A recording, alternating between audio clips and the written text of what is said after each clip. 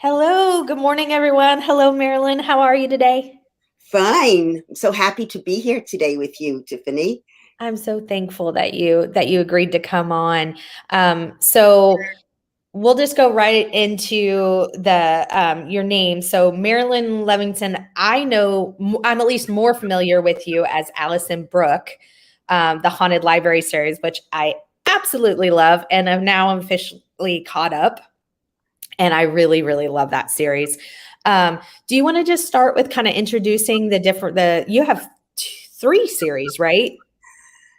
I started writing children's books, Oh, okay. and that's my first book came out in 1985 or 86, and I still write them occasionally. One was my Rufus and Magic Run Amok was a children's choice, which is a big honor, and I have to work on. The second book was supposed to be published, and the company went kaput. So anyway, I'll work on that when I finish doing my fifth book and sixth book. The fifth book of the Haunted Library is coming out in November, and I'm writing the sixth. And could you believe it? I'm already mentally thinking about the seventh. I love it. That makes me very happy. Good. I'm so happy. I'm thrilled with the way that people have been responding to this. I don't know why. I've written other books before and people like them, but this I don't know what it was. Should I tell you about my mysteries? How the procedure? Okay. Sure, absolutely. Okay.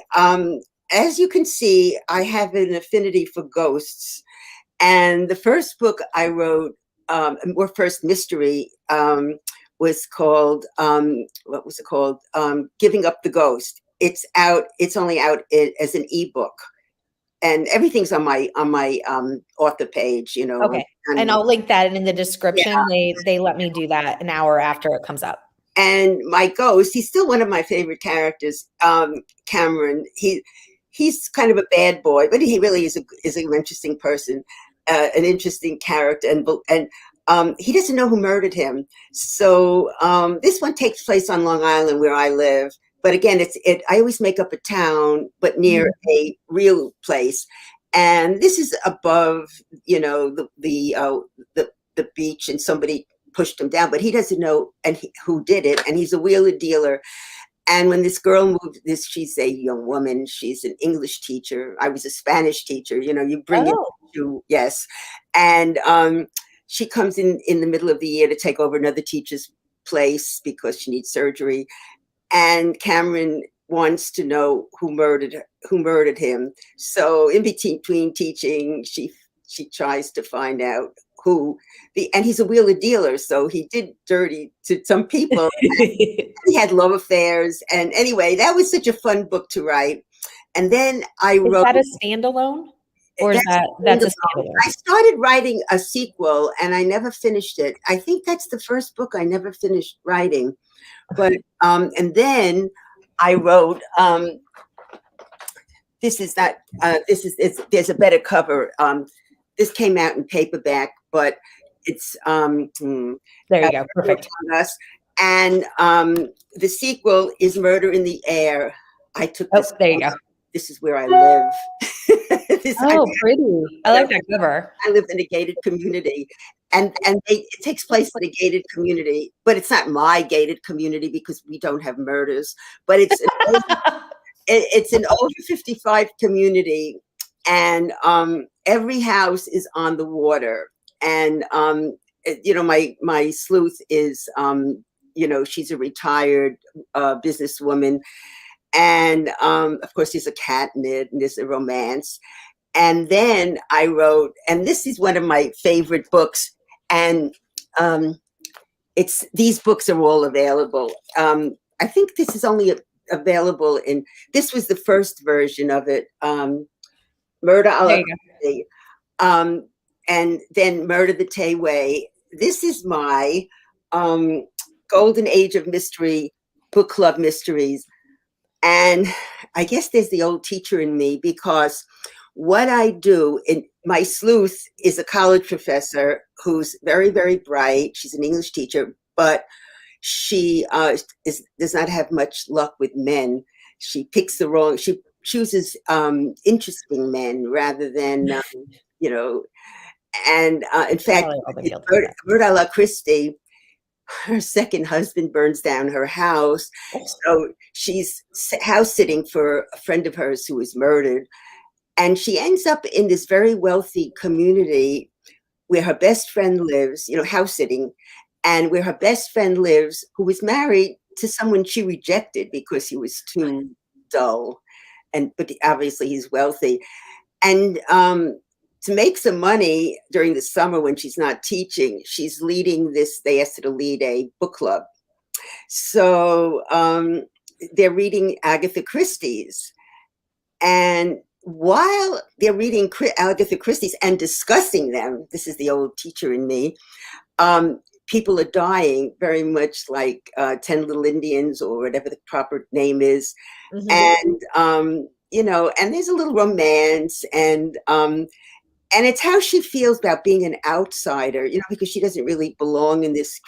And then Murder the Tayway is where she's in a different community, and she's still doing the same job, but she's assisted by a someone who's a former FBI.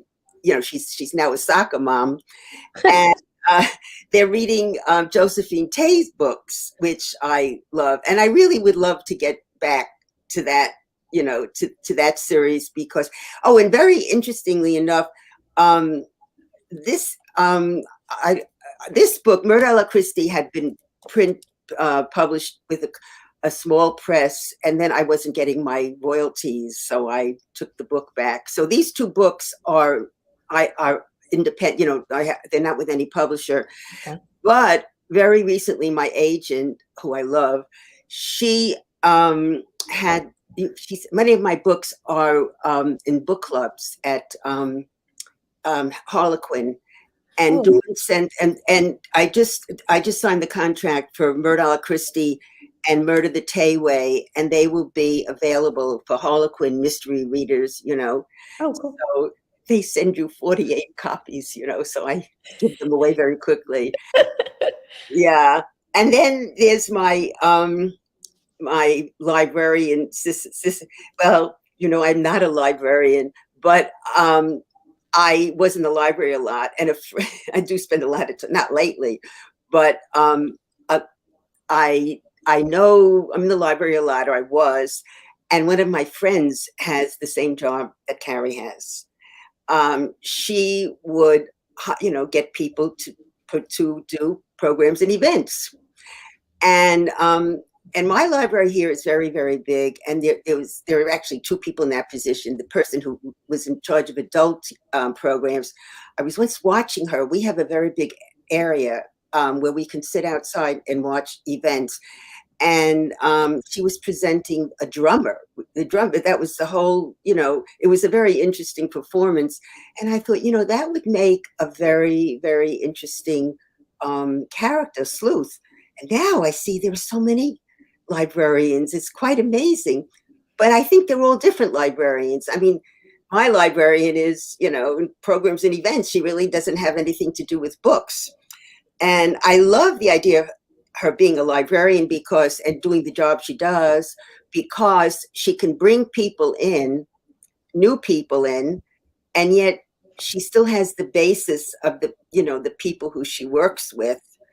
And most of them are nice. Most of them stay alive. Yeah. And then, of course, I have the ghost, Evelyn. Evelyn, yeah.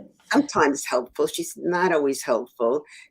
Sometimes she's hiding things. And also she gives Carrie's jobs to do, find this one, look this up, And then there's Smokey Joe, the library cat.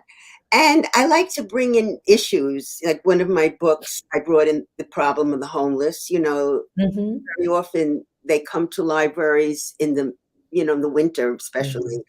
And, they can be very, disturbing. They don't want to be there. And some of them have problems, they have addictions.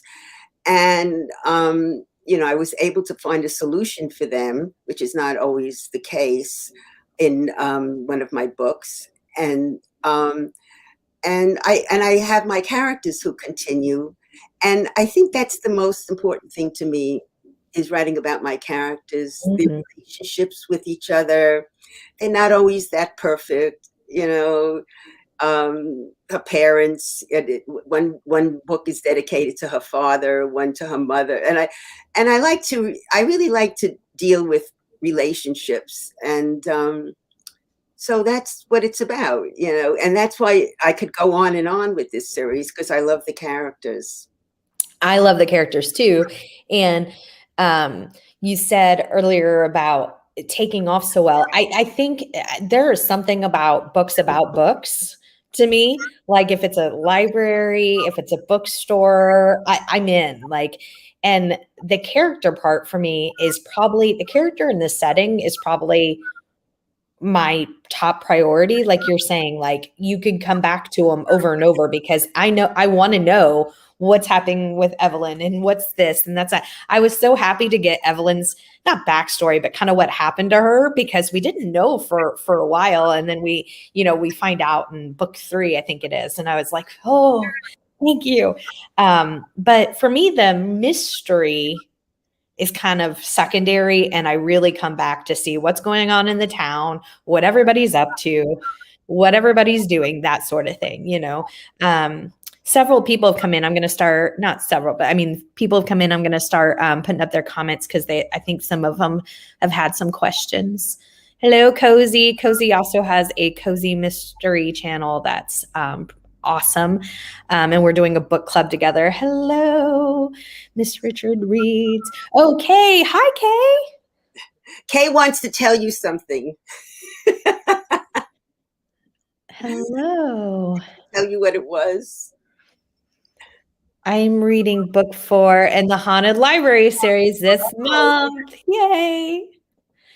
She said, I'm happy to know there are more books coming out. Me too, Cozy. I'm so happy. I'm so happy about, that people really, want to read it. Yeah. I absolutely love it. She was saying, wow, sounds interesting when you were talking about your other series. And I am a huge sucker for retirees, retirement communities, senior sleuths, anything like that is like a big buzzword for me. I absolutely love it. So I'm really excited about that. Is it Lydia? Lydia Krause? Yes, Lydia Krause. Yeah, I'm really excited about that. I remembered her name. And then there were none. That's the Agatha Christie she was talking about. Thank you, Kay. The proper name, the politically correct name. Yeah. Yeah. You know what? Kay and I are very, very close friends, and we're in that group. And I watched her show. Yes, what you did with her. I said, Kay, I wrote to Kay, you forgot to mention me. You know what? I just saw her comment later on. I think she in this note. It's funny. Yeah, it's hilarious. I think Cozy's talking about. Yeah, I think that's awesome that the 2 books you signed the contract for coming up for the other series. That's really great. Yeah, I'm very happy. My feeling is I'm just happy that my readers can get to the books. Mm-hmm. I love Crooked Lane. I really do. That's my publisher of the, of the Haunted Library series. But their books are so expensive. And I'm so happy that Kindle seems to like me a lot, because they keep doing specials. The last 2 books are on sale again this whole month. And I just got notice that Death Overdue is going to be on sale for 1 day on Kindle, for 2 days on Monday and Tuesday, and it's going to be a book bump deal. So I'm just thrilled about this. And Kobo, it's also going to be on Kobo. So because I understand I can't regulate the price, and you're going to read it in a library. Good. So that's fine. I'm just happy that people read my books. That's all. That's my main goal. Absolutely. And I'll include when I put in your website, I'll include the try to find the Kindle sale and include that link too Oh, to okay. those books. Yeah. We have people say, Mr. Reeds said most of them stay alive because you were saying most of the characters. Because I was a little shocked. I don't want to give anything away because, obviously. I know who you're talking about. I was shocked at book 3's murder. Yeah. I even said that to Cozy, who again, she reads nothing but cozy mysteries. I read a little more broad, but still probably 75% of my reads are cozies. But I said I was really surprised because, yeah, I mean, I thought it was a smart play and I enjoyed it in the end. And I thought that the way everything was weaved together was pretty amazing. I loved it. She said, I love Evelyn. I love Evelyn too. Evelyn is really mischievous to me in a great way. Like she spies when she wants to, but then she's like, I don't listen to people's conversations when she feels like it won't benefit her. I love her. Exactly. Yeah.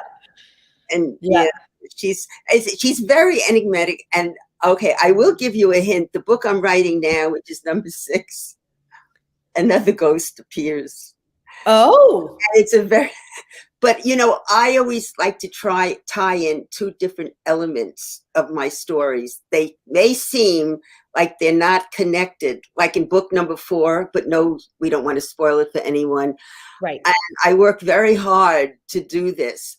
And the other thing I love to do, I love to bring in secrets and I love to bring in cold cases because I just love to delve into characters, what makes somebody tick. And, my villains are not really, they're not all evil. They're not, I mean, even Evelyn is there. She could be very sharp. She could be, not that nice. And, and Harry can get annoyed. These people, I want them to be as real as, characters can be in a cozy. And again, I think the character development for me is probably why I love the Haunted Library series so much, because I'm much more character driven and setting driven than plot driven. Of course, the plot has to be there if it's, but it is. So that's why I keep coming back over and over again, because I absolutely love that series. And I'm really looking forward to Lydia Krause now that I saw that it was retiree. Because retirees are like, I'm automatically a read. Somebody said, I love Smokey Joe. I do too. And I wish she would just let people feed Smokey Joe. Let Smokey Joe have his fun. Well,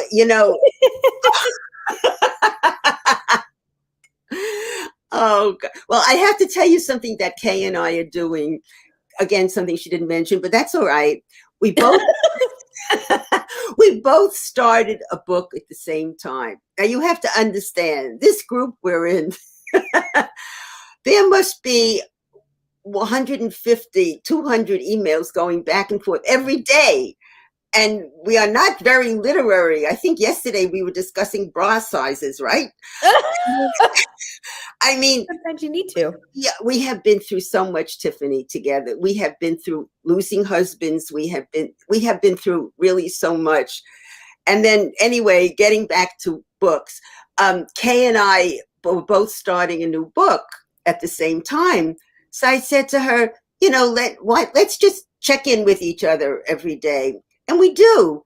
And I don't feel compelled to compete with her, and she doesn't feel that either. We're just very supportive, and we figure how our minds are working. And I'll say, I feel very comfortable to say, I'm not working. I didn't write a word today because I'm now doing these first pass pages, whatever. They seem to take a very long time. She says, fine, don't. Or I just had my flu shot Wednesday. She said, you shouldn't be writing, so we're very supportive of each other. And I think it's really doing a good job for us. Don't you think so, Kay? I love that. I love to hear that, because I'll tell you, I'm not, this is no exaggeration. I really think that cozy mystery authors have been some of the nicest people I've ever met. When I kind of reached out to people, I didn't expect people to contact me back. And everybody's like, sure, I'd love to. And I'm like, and everybody's been so kind and gracious. And it just makes you like even more excited about reading the books. even though I already am, I mean, it's just been, so I'm so glad to hear that. That's one of the reasons why I love these Facebook groups. And I'm always willing to do a giveaway. Like yesterday there was a big one, and I just threw out. You throw out a question, and someone went, and I just threw out. I was late. I was doing a lot of work, and I wasn't feeling that well. And I came back, and there were like 36 people I threw out, why do you love libraries? And wow. And, it's just a wonderful way to relate to readers, and it's really very nice. And I just appreciate it. I'm glad to know that people love my books, and that's really what I enjoy the most, about writing, because writing can be difficult. I had no idea all the process. I mean, don't get me wrong. I mean, I knew that the actual writing of a book was never easy, but what I didn't realize was like the hoops and like through the agent and the publishing and this and that and the title and the cover. I'm like, wait, you don't pick your title? Like, I'm just some of the stuff, like I'm like, as a reader, I'm really shocked about. And the groups, I think, is interesting that you bring up, because readers have groups too. We have a Discord group for March Mystery Madness, where we just go in and we're like, hey, just finished the Allison Brook book series. Go read it. It's fabulous. And then everybody and we talk on it every day and kind of shout out different things that are going on. And so there's like a support group for the readers to kind of like acknowledge the writers. I don't know. It's really a fun system. It's a wonderful way to communicate. I agree with you. Yeah. Absolutely. So do you write under any other names? So you have, of course, Marilyn Levinson, which is what the Golden Age, and the Lydia Krause, and then the Haunted Library is, of course. And my children's books. And okay, and the children's books. I love this book. This book never got a lot of attention. And somebody even thought The Devil's Pawn, it's a YA. Okay. Yeah, I'm really lucky now, and I get a lot of exposure. But when you're dealing with small presses, you don't get it. And The Devil's Pawn, I just love that book. It's about a boy whose parents are dead. He finds this is not cozy, and it's a horror, but it's horror. They can take it, we can't. So that was about a boy who's 15, and his uncle takes him in, and he is not a very nice person, and he has to fight, and he finds people, and everything works out in the end. So you can get a lot of support if you have a good company, and very often if you don't, it's really hard. It really is. You just don't get the exposure. I mean, some people are very good about doing, all this indie stuff. I'm not, and I'm too old to bother. I just, I just appreciate having it done for me. I just as soon just write. Yeah, and we are finding more and more kind of like great. I assume they have to be indie published ebooks and ebooks, audiobooks on things like Overdrive, Hoopla, I don't know about Hoopla so much, but Overdrive, Libby, and then of course Kindle Unlimited, and actually Cozy that I have pulled up right now. She did an entire video of like hidden gems of some of these authors that you never hear the name of, like you're talking about, but write fabulous books, like really, really do. And I've been finding a ton of them on, like I said, on some of those e-services, which is just fabulous. And I think that's one of the reasons I wanted to do the author interviews, was to kind of like, be supportive. And I think that, like I said, Cozy's covering a lot of those independent hidden gems that kind of like what you're talking about, because I feel like I made this comment. We do a cozy mystery chat on Saturday nights and live chat with just anybody who wants to come in. And we sometimes have a topic. Sometimes we just talk about cozy mysteries whatever, and then one of the weeks we talked about hidden gems. And I said, to be honest, I still feel like the entire genre is a hidden gem. Like it's getting more known, but I still have a lot of people that don't know what cozy mysteries are, and so I kind of give them a roundabout explanation of what, the concept is. But I agree with you. Unless you kind of have some of these big publishers and a big name and several, that there's not as much talk or buzz. So I'm just really happy that they're starting to, because there's some great series. Great series. She said she found your book number 4 for $2.99 on Kindle right now. Yes, that's part of the sale. Book number 3 is $1.99, and book number 4 is $2.99, and book number 1 will be $1.99 on Monday and Tuesday. I'll put a link to Kindle, and if I can do individual links to each book, I'll put that in there with your website. Okay, I think I put it up on my website.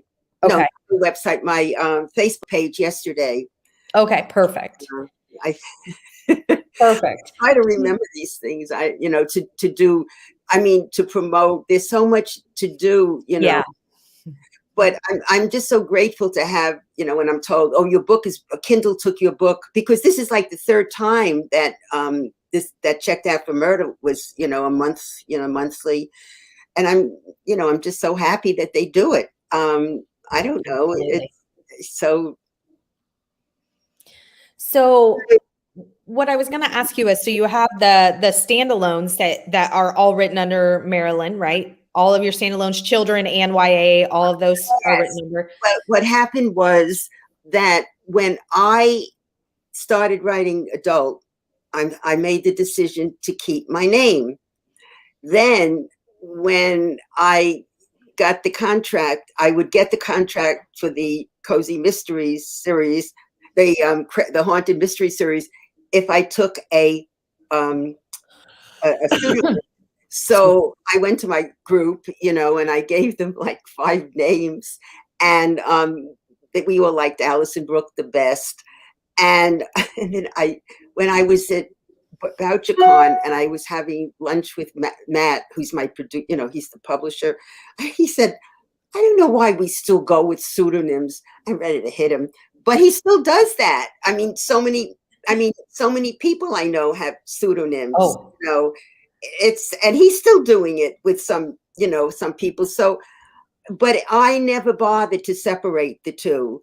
I have the same website, the same Facebook page, the same. It's just silly. It's nobody cares. You know what I mean? So, and I like that you have it together, because that's why I started asking that question. Do you have other pseudonyms? What do you write under? Because it's shocking when I'm like, did you know that such and such is also such and such? And so when it's all kind of together, I think that that's easier, because sometimes I don't link the people. And the thing is, if I love a series, but I don't know your other name or what you're writing under, odds are, if I love this series and I love your writing style, I'm going to read that. But if I don't know about it, I can't read it. So I love that they're kind of mixing those together. Is Allison Brook, so you came up with 5 names and you talked about it. Is there any significance to the Allison or anything like that? Allison has 3 syllables like Marilyn, and Brooke actually is my granddaughter's middle name. But beyond that, and it's good to be early in the alphabet. So I just like the way it sounded. That's all. Yeah. So, they didn't care. I mean, they were, they would just, it's my name. I mean, there was one company, they had to make up a pseudonym, and then you could not use that. But that was a long time ago, and I'm not saying what company that was. But that was a long time ago, yeah. Gotcha. Yeah. I think Cozy's saying she was shocked when, I think she's talking about the death in book 3 that I said I was shocked about. Really? You were shocked? Why? I was really shocked. Yeah. Because I felt like they were I don't want to give anything away. I felt like they were like a kind of pretty significant secondary character. So I was just shocked that they were gone, that he would continue to be. Yeah. Yeah. That's very interesting. I never heard that reaction. So I'm glad, I'm interested to hear it. Yeah. Interesting. Yeah. And she's also excited about another Ghost Me Too. Oh, I'm having so much fun with him. I mean, he's nothing at all like Evelyn, nothing. And I won't say how he's connected. Believe me, he's connected, and he's connected to somebody in the book, another character. But I'm having fun with this. Yeah, I'm just having a lot of fun with it. Oh, thank you, Miss Richards Reeds. Yes, she said the characters are fantastic. I agree. And then Kay said, I thought it was a secret. I think she's talking about the second ghost, maybe. I think that's what she's talking about. Well, there's so much else going on in that book. It doesn't matter, that I just had this idea, and I just, it's like 1/100th of what goes on in that book. You know what I mean? I mean, Sure. it's important, but who he is, you don't know who he is. He doesn't know who he is, and it's, anyway, so so anyway, but it's fun to write it, and I also want to say this. My editor does not even ask for an outline, which is scary that she trusts. And this book, I usually write an outline, a whole, and then, I could deviate from it. But this book, I'm really doing more, when they talk about plant, flower, and panther, I'm doing more panther. And I'm so happy because it just comes, and it's just wonderful. And I even wrote an article about the intrusive character for my blog once a month on Writers Who Kill. And I won't ruin it.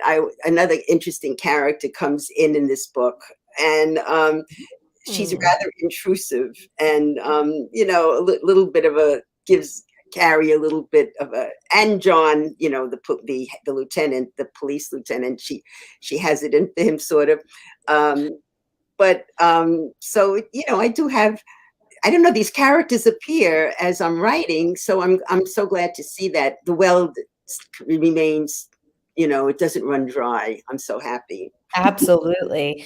Do you read a lot of cozies? I read some. I read all kinds of books. I do read some cozies. Yeah, I'm reading one. I have a friend. I belong to this group called the Blackbird Writers, and Sarah Lynn Richards. I'm reading the second of her third. She's written 3 books, and they're really, really good. I really like them. I love her characters. Now she does something I don't do. My series are written first or third person, and she has multiple points of view, and she's really good at it. I don't know if you'd call her books cozies, but I really, really like them because she goes into the character development. Yeah. That's awesome. I do, and I just read Ellen's book, the first in her that series, Ellen Byron. I read recently. Oh yeah. Book, yeah. She's always fun. And I listen to more books, and I read books, and I don't know, and it's just a whole combination. And I think I'm listening. Oh yeah, I'm listening to one Vicki Gilbert's book. Oh yeah. I was afraid to read about librarians because she's a real librarian. But we addressed the library situation completely differently. So yeah, absolutely. I love that series too. Yeah. The Blue Ridge Library by the Victoria Gilbert series. I enjoy that one a lot. Is it hard to fool you when you're reading other cozy mystery? Is it hard to fool you as far as the killer? No, I'm ashamed to say I just read as a reader. I mean, so if I see other things, I can see, because I guess I'm doing edits now, so I can see errors, or I see, living in New York, people who write about New York, they'll call it New York City. We call it Manhattan, or I'm going into this. And just little things like that. They get details right, but there's certain things that you just, if you don't live there, so I noticed that more than, because, most people, I find they hide the murder. They're not telescoping, the murder. Yeah, I read as a reader. I should be a more discerning reader. I never figure out the killer no matter how hard I try. And again, maybe that's why I say that I prefer the character and setting is because never. I mean, like, you know, I try, but I don't, I'm not, now I've prided myself on, I can figure out the victim or who that, sorry, not the victim, who the victim's going to be. Like, I'm like, as soon, like, which is funny because my joke is that, you know, of course in cozies, there's usually only one mean person and, you know, they're getting knocked off as soon as they start kind of, you know, acting up. I'm like, oh, all right, we're going to find you dead in just another chapter or two. I don't do that though. I've killed off a few nice people. Yeah. Yeah. Like I said, I was shocked by, which I think is always fun. Like it was such a, you know, different, I didn't expect it at all. I really didn't. Hi, Sophia. Sophia's in the UK. So she's on a way different time than us. Hi, Sophia. You're not late. Hi, Letitia. Now we have Kindle Unlimited, and I love to support all the indie authors. Yeah, there's some great indie authors. I'm telling you, Overdrive has a bunch.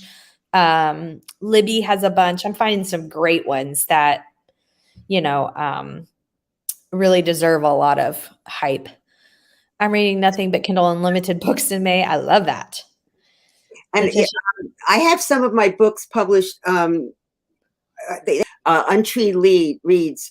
They are. They have they're just. It's called Untreed Reads, and they're very successful. They're just ebooks. They're just ebooks, and they're very, you know, and they're a very, very good publisher. So Untreed, like a tree outside. Is that what? Untreed, and their case. I've never heard of that. Yeah, that's Jay, who does. Yeah, I'm making a note of it really quick. I'm sorry, I'm not trying to look down. See, he has my murder. He has my A Murder Among Us and Murder in the Air, and then some of my other books have a romantic suspense and another book that he distributes. I through this other publisher I had gone with, and I told her about it, and that's why she's affiliated with him now. So yeah, he's very discerning, Jay. He's the publisher, you know, and so I think he just keeps my I think he keeps my A Murder Among Us at 99 cents. Oh, okay. I will definitely include that. And I'm going to start looking into it for myself because I have never heard of that. I'm so glad you mentioned it. Untreed Reads. Yeah. I will, as soon as I can get my hand on a pen, because I'm going to make sure I write that down so I don't forget it, because that's really awesome. Actually, I write it in the comments, and then Untreed Reads. Yeah. There we go. Yeah, Kobo Plus is another great one. Lisa K. Hello, Lisa. Hi, Lisa K. Lisa, if you are Cozy Mysteries fans out there and you don't know about her blog, it is amazing. Lisa K's book reviews. Yeah. I have it linked into one of my things. It is amazing. Make sure you sign up for her emails. I love her site. Some of the Haunted Library books are also available on Audible Plus. Thank you. Yeah, all four are. And a lot of my books are up on Audible also. Jay put the two up on Audible. Okay. So I think I have 6 of my books are Audible. I never listened to the Haunted Library on Audible, but I went to a book club and people told me they said that it was done very, very well. It was. So, you listen? Yeah. I am so happy. I'm bad. I should have listened to it, but I'm so glad that they do it, because I listen to more and more audio. You know, I listen to more and more books. I do too. I've had some pretty significant vision problems in the last, like deterioration problems, stuff going on that I've listened to more and more audio because I can't do a lot of the other stuff with my eyes right now. Hopefully but so I love the Audible, and the narrator for the Haunted Library is great. Cozy just said that. I agree. It's really good because I'm thank sure you. you know. Thank you. I should know. I really should listen. It's good. Good. I'm so happy because I really love that series, and I have to say their editing is so careful. My editor goes over it like 3 times. Then the copy editor goes over it, and it's constantly, that's right, more and more pen names. It's not that we're not choosing this. Just not like I don't get to choose the titles. Do you want to discuss titles? Yeah, absolutely. Well, okay. I was used to choosing my own titles, but lately I did Death Overdue. And then after that, the next 3, and they would say, well, Marilyn, give us some suggestions. And then the fifth one, they didn't take any of my suggestions. Well, when they want suggestions, what I do is I go to our little group. And I said, okay, I need a title. And some of the gals are really, really good. And they throw out Peg and Daryl. They throw out a lot of ideas. And so, but they weren't taken as number 2, 3, and 4. Number 5, Death on the Shelves. I think Peg came up with that one. So is that Peg Cochran? Yeah. So I love her. In your own title, but there's so many books related to book, so many titles related to books that, it's getting really hard, really difficult. I was shocked that I had never even thought that you guys wouldn't have made your own titles until I started talking to people. I mean, I would assumed you would have, right? I would assumed you're like, hey, I have this book. It's called Death on the Shelves. Do you want it? That's how I figured books were like introduced. I had no idea the process. It's really interesting. And then the cover. Okay.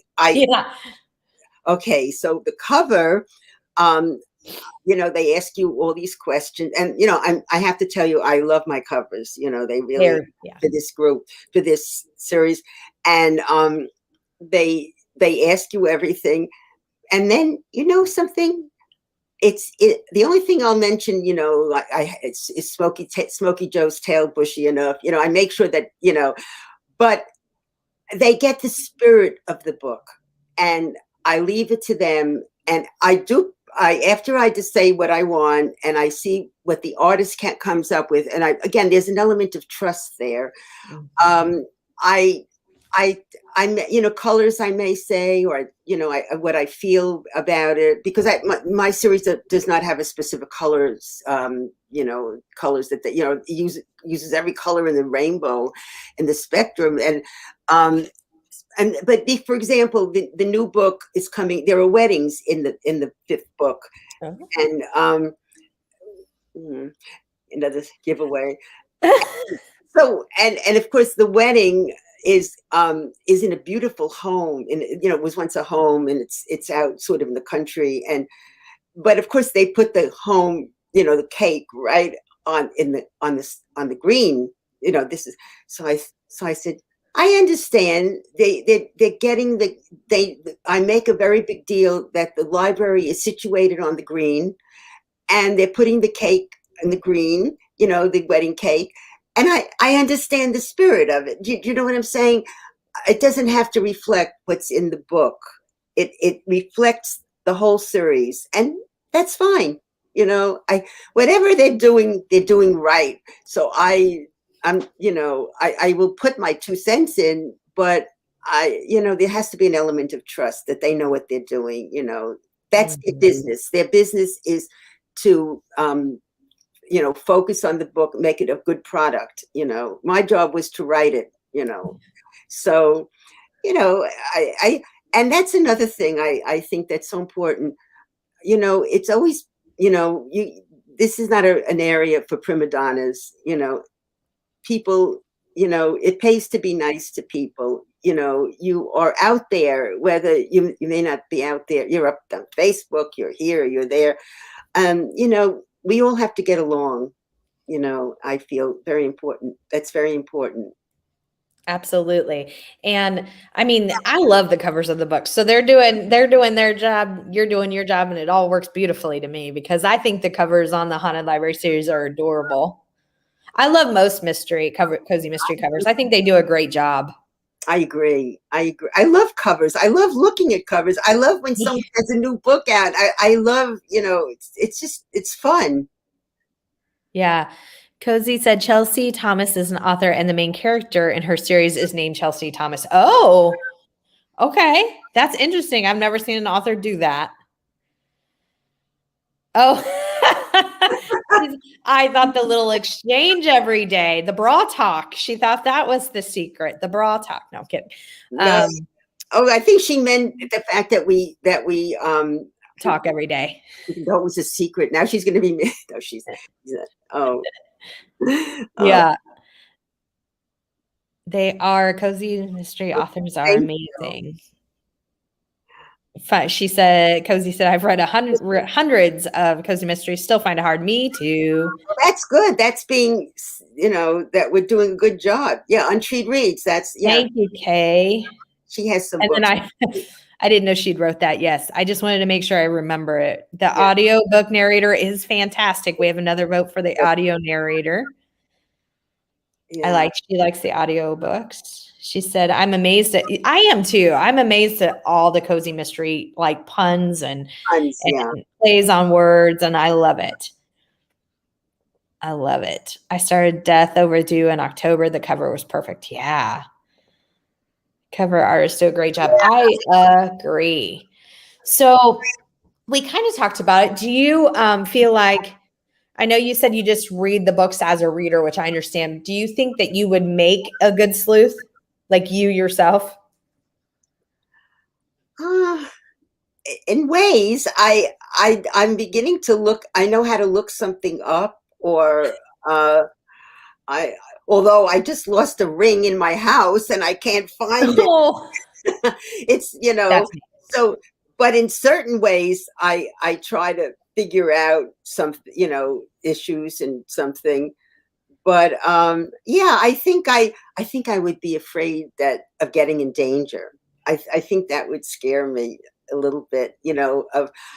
Sometimes on Hallmark, I see the heroine, the sleuth, challenging the murder. Like 10 minutes before the program's up, and I get very nervous. I just watched one, and I said, "Why is she doing that? This is a murderer you're talking to." So I get a little nervous, and sleuth has to go around asking questions. Sooner or later, you're going to really. So I think I'd rather do it from the armchair.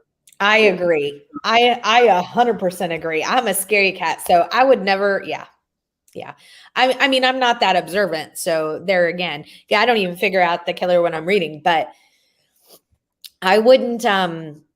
They confront killers. They, go rushing in, and I'm like, I'd be letting the detective know when I'm out.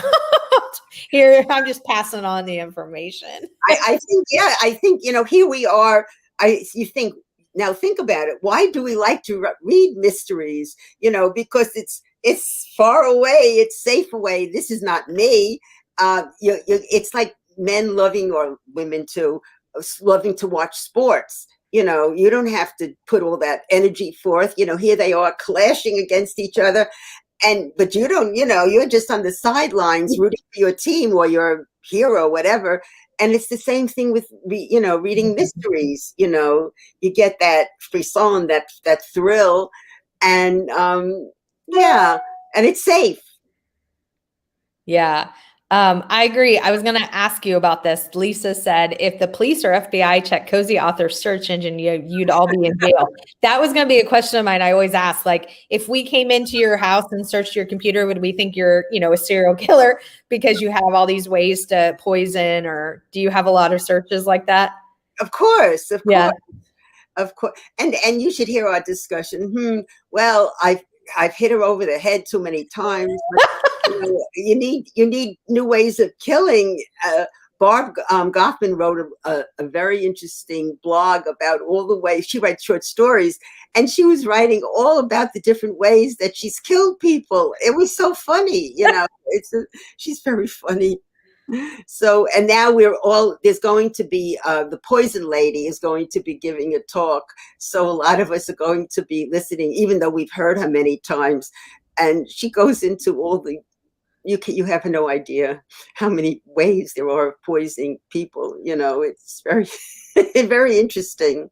I started asking that question about the search engine stuff because I went to a virtual library talk where Lucy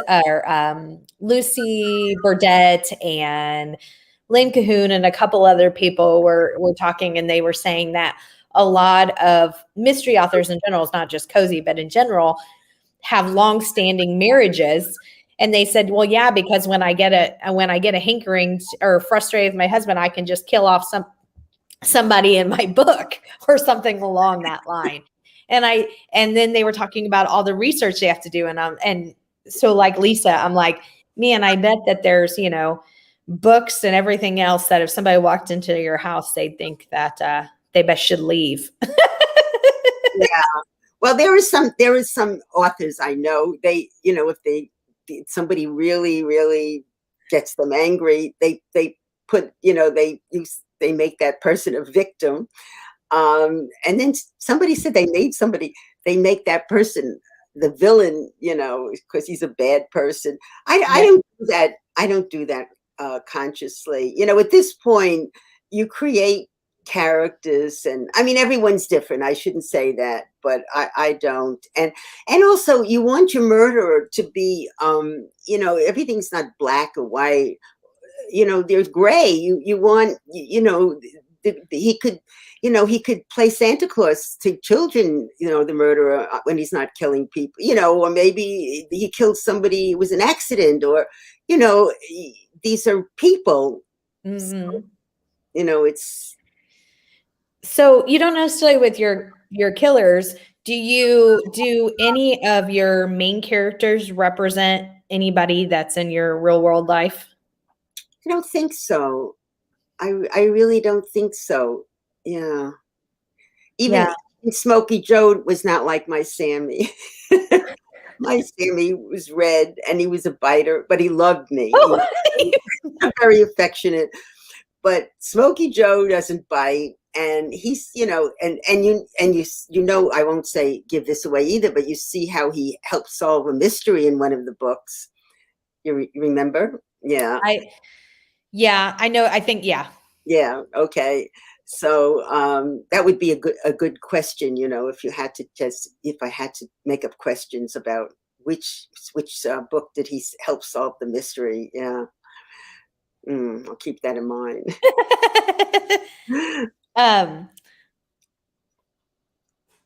Do you think animals should be in cozies? I love when there's animals in cozies.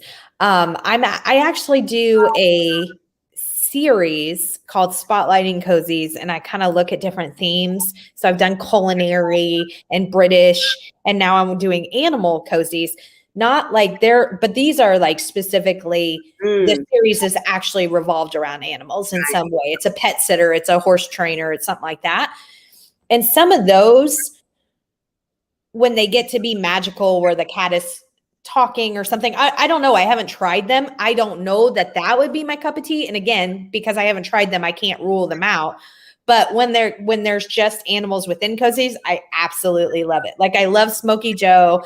I love particularly when the animals are in there and they're some sort of almost become a character, a real, secondary character. Like I feel like Smokey Joe is. I feel like I'm thinking of Amanda Flower has the Amish candy shop, and she has one of the characters has a pet pig, and that pig is always in the books, but it's always up to something. That's what I really love is he's, knocking over a wedding cake, or he's doing this or he's doing that. And it's a lot of humor. Yeah. And I love it. I love when there's animal in the cozy. I love Lorian's books. Who's that? Lorian Berenson. Lorian. Oh, okay. You know, Okay. she has dogs. I mean, a lot of them. And I think now her aunt is going to have its own. The aunt in the series is having its own series now. Oh, Yeah, awesome. they're fun. Yeah, That's awesome. she has a lot of real animals. So yeah. Oh, and get I don't like when animals get hurt. It cozies. That's Oh, she was talking about how when the heroine runs in without thinking and confronts the killer, that they sometimes yeah, get yeah, hurt. She right. has a good question. How did you get the idea for Evelyn? Um, I don't know. Again, this is not the first time I've written a book with a ghost, and I don't know why. Because I have a ghost in one of my YAs, and I don't know why. I don't know where the idea came from. And then I have a character, and I wrote this book before Harry Potter. And it was a children's choice. One of my children, it's Rufus and Magic on Amok, and he is a boy who is a witch, but he doesn't want to tell his mother and his aunt and his grandmother because they're all good witches, and they're going to make him take classes and use his powers for good. So what happens is that he's in fourth grade in the first book. The powers build up, and a lot of funny things happen. So I don't know. I just seem to gravitate to that. Maybe I was affected by Topper, and in my book, Getting Back to Normal, there's a ghost, and the ghost is very much like George. Remember George and Marion in Topper? This is the couple that loves. They have a good time. They're dead, and Topper is very stiff and very, and Cosmo Topper. It was a movie, and it was there were books out. So, Okay. I don't know. I just was drawn to it. If you look at movies seem to be more accepting of the paranormal than books. Well, books have a lot of them now. Yeah, most definitely. I feel like now for sure. Yeah. So I don't know. I think they've always been part of us. I mean, look at fairy tales, and I don't know. We've always had the fantastic elements in our stories. It's hard to say why. So I guess that's where Evelyn came from. And it's so interesting how I remember I once mentioned this to an editor. It just shows you how every editor is different. She's dropped the ghost. She said, "Oh, this was a long time ago." Oh. She said she thought I had just put it in gratuitously, and she didn't know that I had already written a book about that involved ghosts. The Giving Up the Ghost with Cameron. Yeah. So I don't know. It's hard to say where I got that idea for Evelyn. I love Evelyn, not just that she's a ghost. I just love her personality. I think she's sharp, but in a way that's like I just think she's very funny. I love when she shows up. I Yeah. really do. Yeah. Lisa said there should be a thriller about a serial killer killing cozy authors. The same authors kill their victims. Oh my gosh, Lisa. Ooh. Is she coming to any conference lately soon? They said, "Ooh, Lisa Kay, great idea." Oh, okay. I love, and a lot of my friends are writing thrillers so I haven't been drawn to that yet, or I don't know if I will be. I don't know. But I mean, I read them. I mean, I just read a Jack Reacher. If we ever tallied up all the people that Jack Reacher killed in all the books, I mean, there's enough for a town. This is right. I love the concept of thrillers, and I would love to love them, but I love to sleep too, and I'm a scaredy cat. So cozies are like my line for good reason because although, like I said, I love the concept. My shadow can scare me, so I have to kind of limit myself to just the cozies. Well, it's death off scene. You don't see the murder. You don't. Yes. So yes. There's no blood. There's no gore. I love. Yeah, absolutely. Well, sometimes I like to read thrillers. Yeah, they are like sidekicks. They should be, just like the setting should be. The setting is very important, Absolutely. Yeah, it's very important. You should have a very good concept of what, the setting. And I love, that's another thing about cozies. I love the setting where people know each other, Mm-hmm. and they don't always like each other, but they do know each other, and they have to deal with each other and one another. And, I think you're right. It's a wonderful genre, and it's and I think especially now in this time of COVID that it sort of takes you out of what's going on in Uh-huh. life. And and one of the very big subjects that we've been discussing as authors is also, are people including this whole year COVID, in their books. Do you have any feelings about that? About COVID in the books? Yeah. I don't think that I would necessarily want to see it. I don't think it would like keep me from reading a book, but I kind of read books to escape from reality. So I don't know that I would necessarily want that thrown into my book, you know? Um, and again, I don't think it would keep me from reading something. I mean, unless I don't think I would read a book called like, I don't know, Stuck in Quarantine, because I'd be like, okay, but maybe like if it just, had an element of, the quarantine being a factor or the COVID being a factor. But I just think, and I think you're totally right. I think the last year, more people have been reading kind of like lighter and fluffier kind of things. I notice my TV is what I watch on TV is lighter and fluffier, because I just think not even just COVID, all of this stuff in the American climate has been so, topsy-turvy and turmoiled that I want something just nice and fluffy when I go to read or when I go for entertainment, because I feel like I get enough of that. And I'm a social service worker.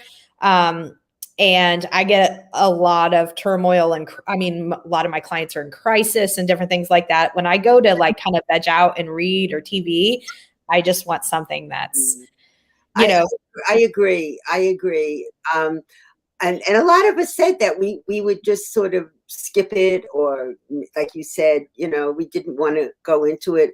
I see it, I see how they deal with it on television. It's interesting. Some people don't. Some of them have masks on, or those mhm. things.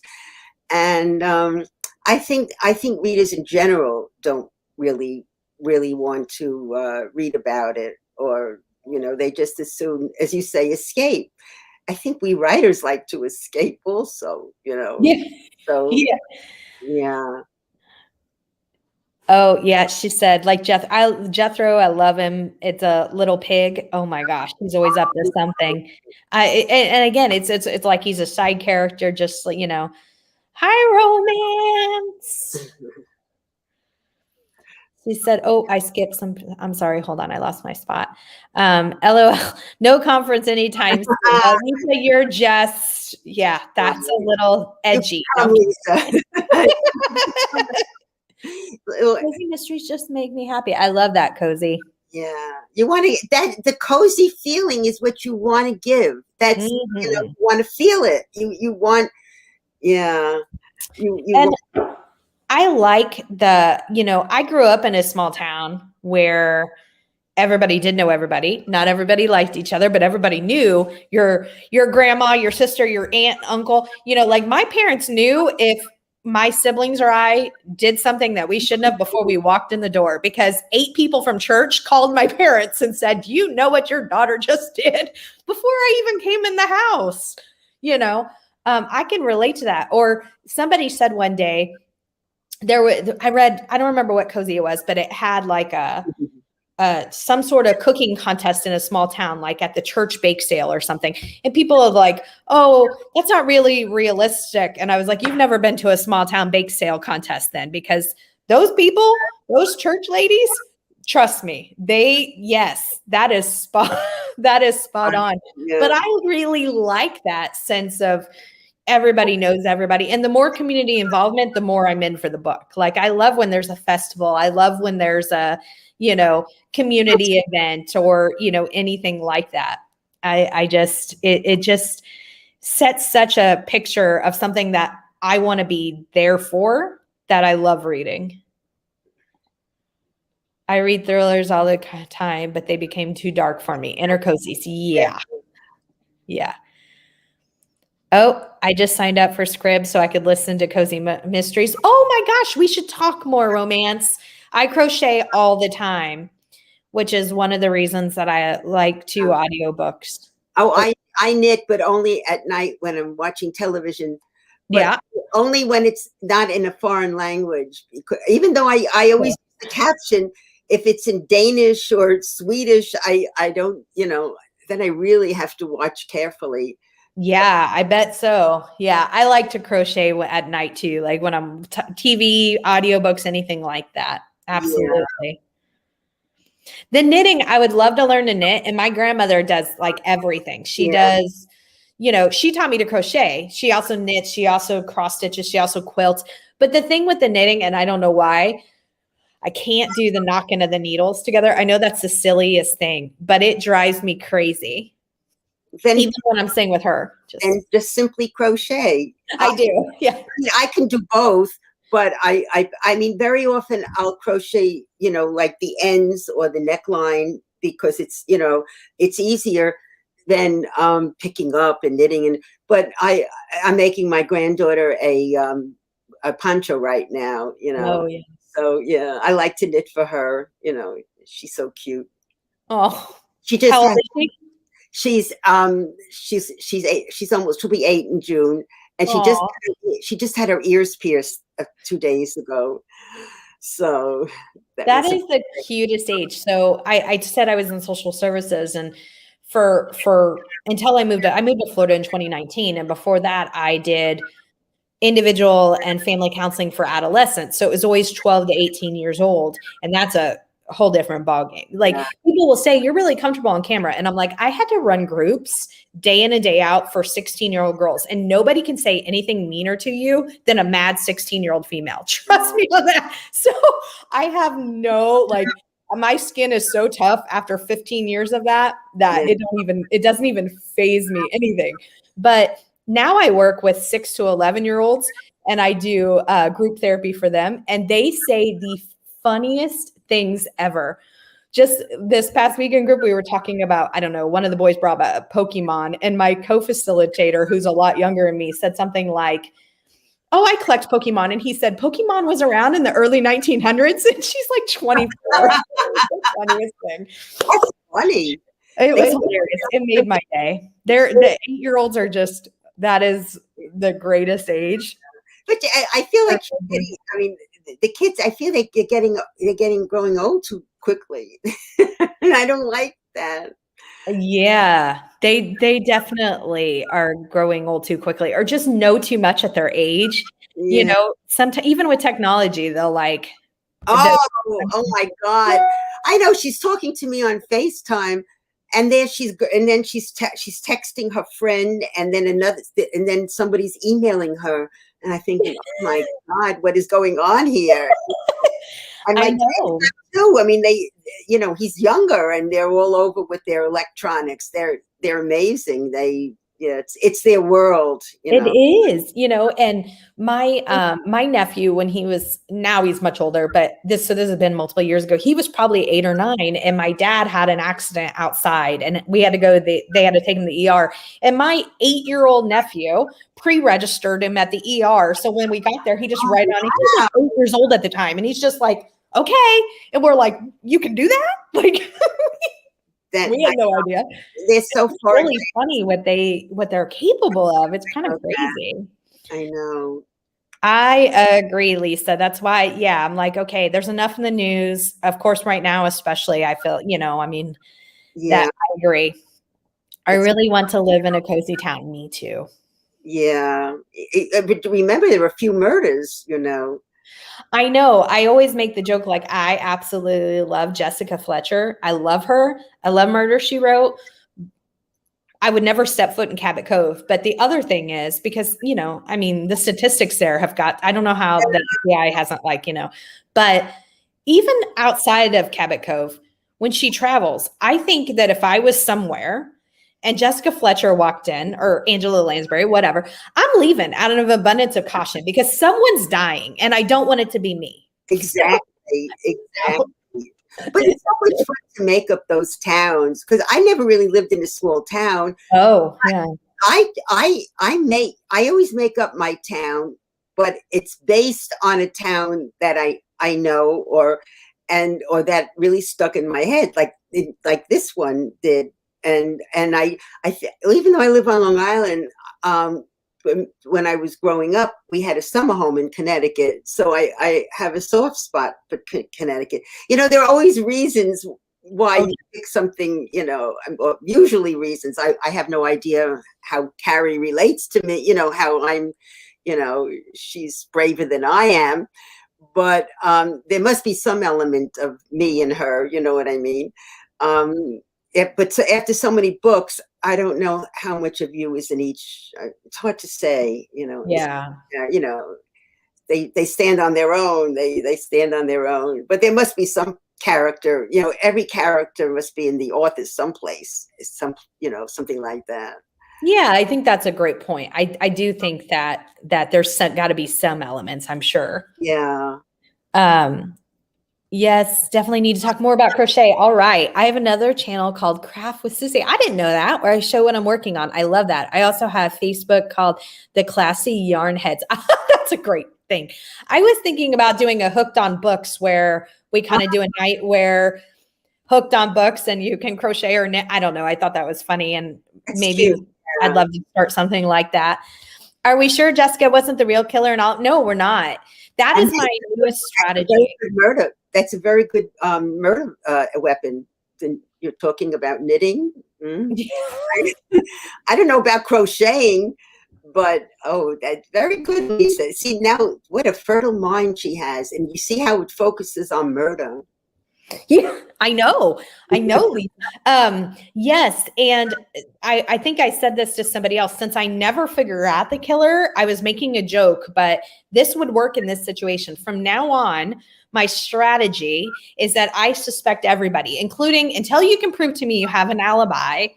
Jessica Fletcher is a suspect. Until you have an alibi, Carrie, Evelyn, even Evelyn, she's a suspect until you can prove otherwise. Only because then I have to be right at some point. I can say, well, I suspected her all along because otherwise yeah. Cover all your bases. Yeah. Exactly. So if you were, I mean, I always say, let's knock on wood because, you know, if you were murdered, I know, who would you want to investigate your crime? From TV, book, anything like that? Oh, let's see. I don't know. Sherlock Holmes, I suppose. He's probably, or Mycroft. I suppose they're the brightest. Yeah. Yeah, Sherlock Holmes is always a safe bet, right? Like, I mean, I think that's always a good. I'll pick Benedict Cumberbatch. I'll take Cumberbatch. Cumberbatch, yes. I want him to. Gotcha. I've said it before, wouldn't it be interesting at the end of a series, the main character was the killer all along? You know, That's very interesting. Wow. Well, you know, it reminds me of that book by Agatha Christie that so many people were against her, you know, Roger Ackroyd, Yep. Right.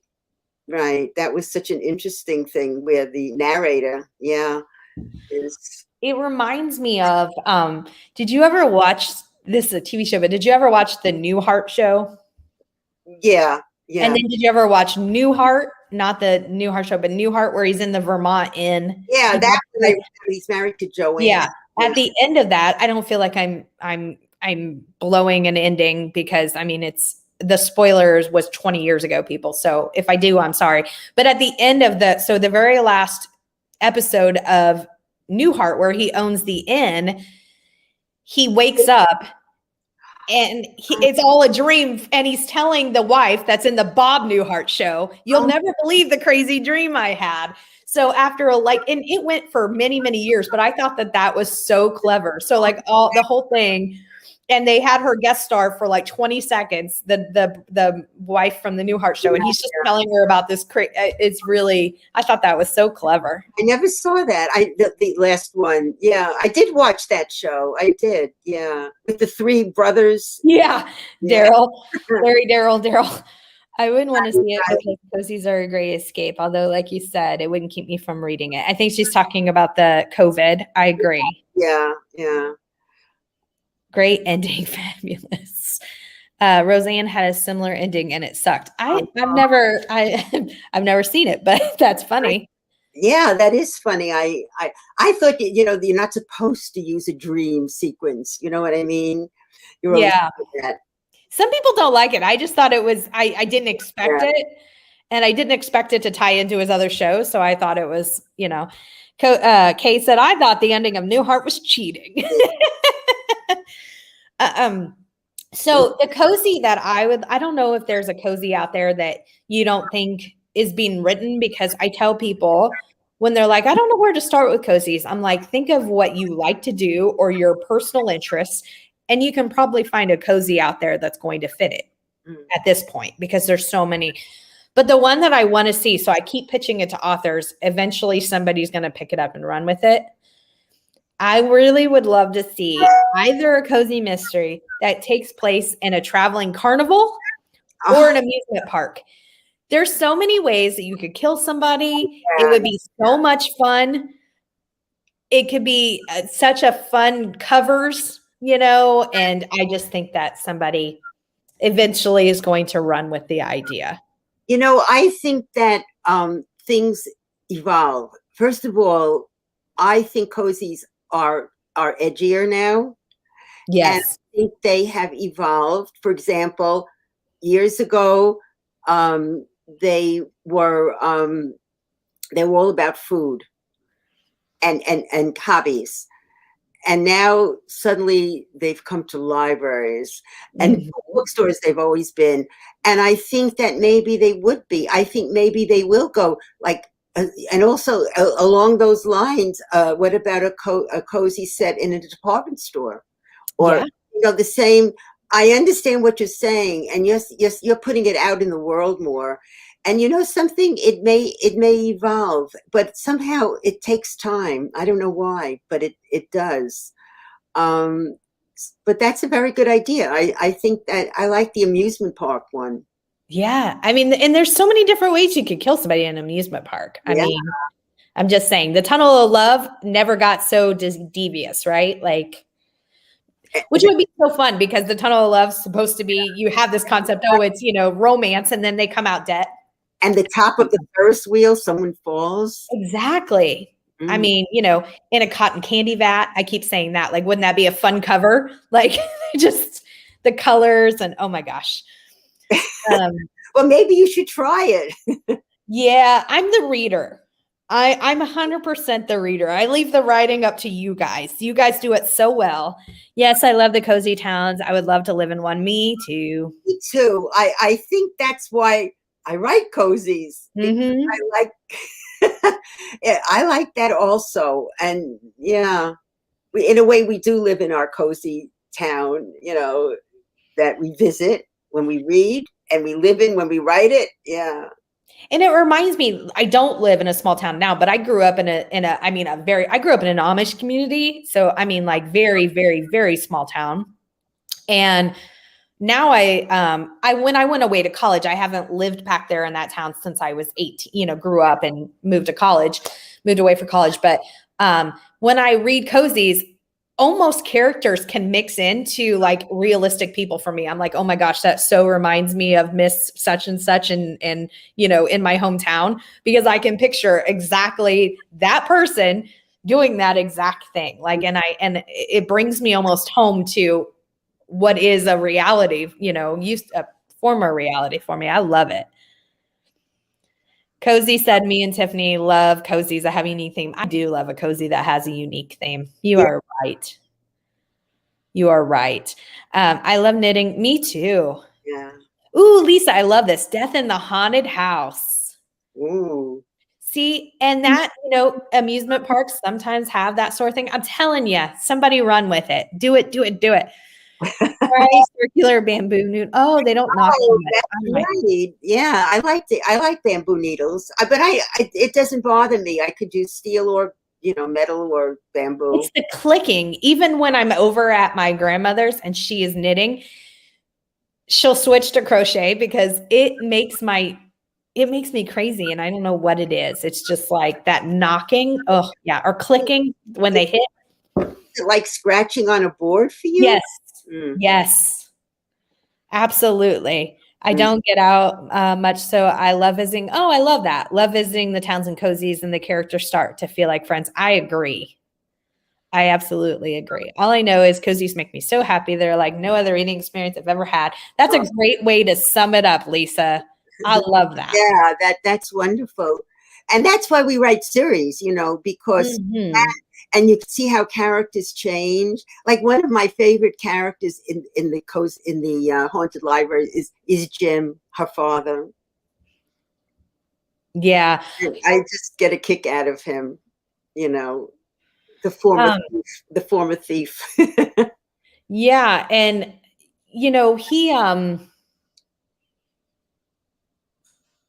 he seems reformed, and then he'll kind of do something. And I'm like, oh, and it always leaves me kind of wondering, is he, going to be pulled back into that? Oh, I like that. I like that. Like, I do feel like he's I actually like that. And I do like him as a character.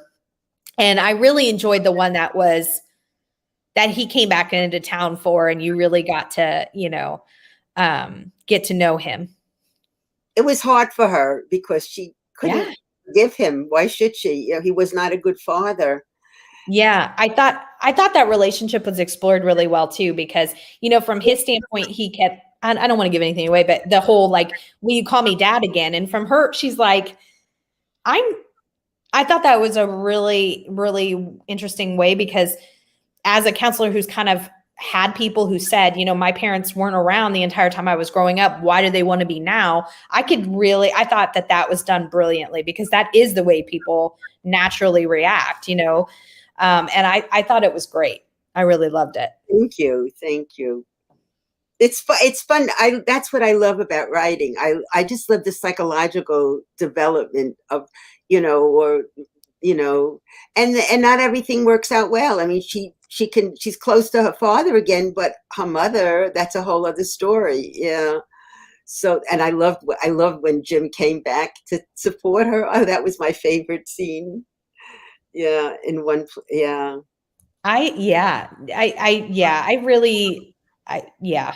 I like that whole Tiffany, you could be a killer taking out a group of knitters one by one. I couldn't take the clicking. That's my defense. That's what I'm gonna say. The clicking. My insanity defense would be, I couldn't take the clicking. I love it, Lisa. You do hear that, like on a TV show. They made so much noise, they drove me to it. Yeah. Absolutely. Absolutely. Being driven to murder, but not in, I don't know, not in cozies especially. That's hilarious. I love that. But getting back to animals, you never kill an animal in a cozy. No. There are certain rules you do not, you never hurt, don't hurt an animal. I mean, I was watching a TV show yesterday, and this wonderful dog got shot. But of course, you knew he was going to get better. But and he was this very special dog. So yeah, and I love that. Even though, like you were saying earlier, cozies have gotten edgier in terms of themes. People will say, I think that they need to evolve into this, and I'm like, I don't want them to. I'd like that there's no murder on the page. I like that there's no language. I like that there's no, sex on the page, even if there's a romance. And I read romances. They don't bother me, but in my cozy, I don't want it. I read the cozy because I know that that it's going to be this just light and fluffy. That's what I'm looking for when I go to read that. So even though they're changing in theme, I like that they're remaining where those things are changing. It's just that more things, I don't know, it's edgier, but you're right. Those rules are respected, but it's edgier, maybe in subject matter. Yeah. Oh, absolutely. Or other characters.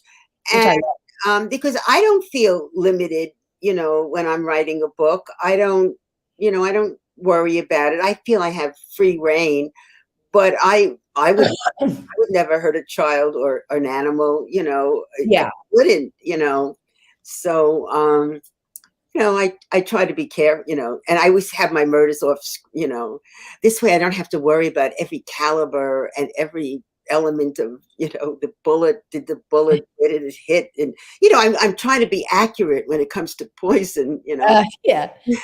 And, I'm always raising questions. There are certain sites for us, where we can go, there are people, who answer our questions on this, on every kind of thing you could imagine. That's really, how long does it take to this or that? How is the body after I mean, things you want your book to be as, if not accurate, as seemingly accurate. Like, for example, one of the things that you don't get back in real life, you may not get your blood work back so quickly, or your toxic, especially toxic screen. But, sometimes for your own book, you will. And it's interesting. I was researching, weddings. Now, we've all been to weddings, right? Every other sentence, I'm looking up, what are they going to serve at this kind of wedding? Where do they stand? Or I'll ask my friends, who've been to that kind of a wedding. It's like you're constantly looking up things, everyday things, every day. It's just amazing. Or, like, for example, they're going out for drinks. Who's the person who's getting married is treating her friends. I say to my friends in my little group, what's a popular drink amongst young people? And so, thank goodness they have children at the right age, So it's like you want it to be as close to accurate as possible, but even about everyday things, it's not science. I'm not talking even about science now. I'm just talking about everyday activities. And I love that. And you kind of mentioned that same concept earlier. I agree with you. Like, you're like, people in New York City don't necessarily refer to it as New York City. We just say Manhattan, or and I wouldn't know that, but I think that those are kind of the details that I like. There are things in small towns that are that way too, right? I mean, like, we refer to this as this, even though it might be known to the outside world as this, but like when you're part of that community, you're like, oh, it's just whatever. And kind of like you're talking about with New York City is just referred to as Manhattan. I would have never known that because I've never been you'd say I'm going into the city, and you could be in Queens, but you're going, but really I'm going downtown, or whatever it is, I'm going into the city. So that's really what you would say. That's what I would say to a friend. I'm going into the city tomorrow. I'm going to the Met. So then, which Met? There's two Mets, but I haven't been to the city in a long time because of this, Yeah. But yeah, those everyday details, I think are really important. And I love that people, try to get those right. And I think that you were talking about their sites for, where people answer questions about poison or about, and then I interviewed Leslie Budowitz last week, and she was saying she's a lawyer, and she said she kind of started one where she answers like legal questions for mystery authors, like, would my character or would this character be charged with, I don't know, or whatever. And she said that she's kind of, wrote some articles and short stories, not short stories, articles about, written short stories also. Yeah, about those sort of things, which I thought was really a good network for you guys to be able to. Yeah, and every state is different. There's that other thing. I remember I once said, I don't know, I used the expression bolo, um, for a police bolo, a police. Well, there are two expressions they use, for you. I can't think of the other one, but she didn't know that expression. It's I parts of don't know the it. country. Be on the lookout for. Oh, I didn't. Yeah, I didn't know what that was. It's like police. And then there's another one. I can't think of it offhand. She knew one, but not the other. In other words, we're a big country and we all use different words and different terminology.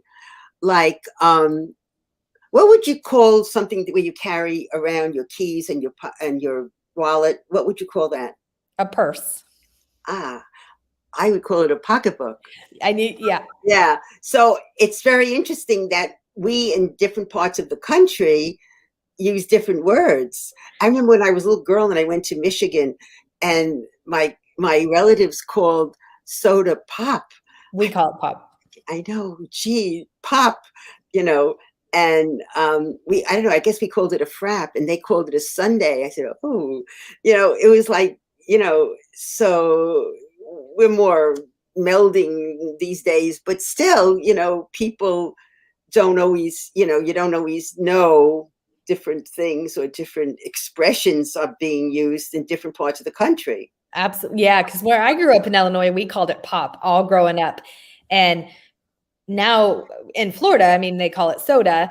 Ah. And somebody sent me a meme from Illinois not too long ago when there was some bad weather, and they're like, now all these people that referred to soda for years, or if they left any soda in their car, they're going to understand the meaning of pop because it'll explode, right? Yeah, In extreme temperatures, either cold or hot, soda will explode. And so I don't know if that's where pop comes from, but there was somebody sent me that joke. They're like, they're going to understand because, pop gets made fun of as calling it that. But I grew up calling it pop. See? And so, yeah, absolutely. We all have different words. And yeah. Cozy said, when you tell a non-cozy mystery reader that a series has like 15 books, they are shocked. They ask, don't you get bored? No, the best part is because you get to know the characters. I agree. It just feels like coming back to see what's going on with them, what they're up to, who's causing trouble, what's going on in the town. Yeah, absolutely. And the series lasts as long as your publisher will keep you. And although you can continue a series, there is a company that does take that exact kind of a series, and they can be continued, which is really good. Yeah, that's an amazing idea. Oh yeah, I'd have to DNF that too, Cozy. Yeah, I do too. Hooked on books. Yeah. Yeah, we're gonna have to do it. Miss Richard reads, refresh the live. Oh, okay. I like that teen to 100 can read them. I agree. That's another thing that I think that's a great point that Lisa makes, is that anyone. It doesn't matter what age. I think that that cozies can appeal to almost anyone. I think that's a really, really good point. Yeah. APB. All Points Bulletin. I do know that one. Polo. Yeah. All Points Bulletin. Thank you. Yeah. Shopping cart is buggy someplace. Yep. Oh. True. Yep. I wouldn't know that. See, I would never know that. My grandparents called the couch a Davenport, and they called the refrigerator an ice box. Oh, but no, it once was an ice box before it really was an ice box. They put ice in it. Gotcha. Yeah. So, Bolo, all point. Yeah. The other thing is, I say supper, and people down here are like, "Don't you mean dinner?" I'm like, I guess. I mean, like we always refer to it as supper. I say supper. I would say. Yeah. I get people here in Florida say dinner, and they're like, "Is that this?" They always give me a hard time. I'm like, I don't know. It was supper where I grew up. Yeah, I would say either. I don't know. I can't. Yes, couch or sofa. Yep. I use both. I use couch or sofa. And that's my grandparents called it a Davenport. Yeah, but I think these expressions were really used then, and then we all changed. We all changed somehow. Yeah. Bags are called sacks. Yeah. I didn't know that. Oh yeah. Oh. Yeah. And that's interchangeable more for me anyways. Sometimes, you know, I'll be like, grab the bag, sometimes sack. You know, Oh. sometimes it depends on the material. Like if it's a reusable bag, I'll say bag, but like a lot of times if it's just like the plastic from a grocery store, I'll say sack. Really? Yeah. I never heard that. Yeah. Yeah. So, but I think it's absolutely true. And I think that that goes towards all the research that people do put in so that they're getting it right in those places. Because if you're from there and you constantly refer to it as the city or Manhattan and somebody's saying, you know, a different term, it can City. be not distracting, but it's noticeable. Yeah, to people who are in the New York area, Yeah. not other people, because they don't know, That's what yeah. they don't know. Yeah. So I agree. So before I let you go, because I know I've kept you a long time. I'm sorry. no, Um, that's fine. what you have book number 5 in the Haunted Library coming out December? No, November. November. And do we know the title? Are you allowed to tell us the title? Called Death on the Shelf. Gotcha. And is there a cover already? They're working on it. I already put my 2 cents in, Okay. for the sketch, and I told them what I thought so far, and it'll be nice. The basic one I love. I love the fact that there's the buildings around the green. I could see in the distance. So and the wedding cake, and I'm sure it's going to be lovely. And it's the summertime. It takes place in June. Yeah. June and July. So So is the new ghost in book 5? no, you have an advanced notice. That's book 6. Okay. I'm Okay. right. The one you see when you have a book, when you have a series, you're involved in 3 books at the same time. The book that came out a few months ago, you're still promoting. You're still. I don't even have any more to give away. I'm giving away other books, and when I do the giveaways, but you're still talking about it. The book is still going on sale, so you still have to read. So then there's the book that's coming out next, the one that you're at, all these multiple edits and the cover and the da-da-da. And then you have to start setting up all your virtual whatevers and, work, your homework. And then there's the book you're writing. And then I'm even, as I said, I'm even thinking of book 7, which is good in a way. Absolutely. Yeah. So actually, your mind is in 3 or 4 books, and but it keeps you alive. It keeps you busy. My friends who don't write, they're like jealous of me. Marilyn, you have something to do all day. You have stuff to do. You have your friends online. No, I mean, I'm serious there. And it's true. We have a world.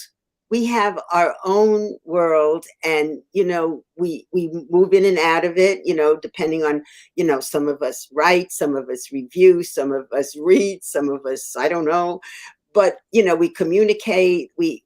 It's a very open world. Everyone is welcome, as long as they're nice.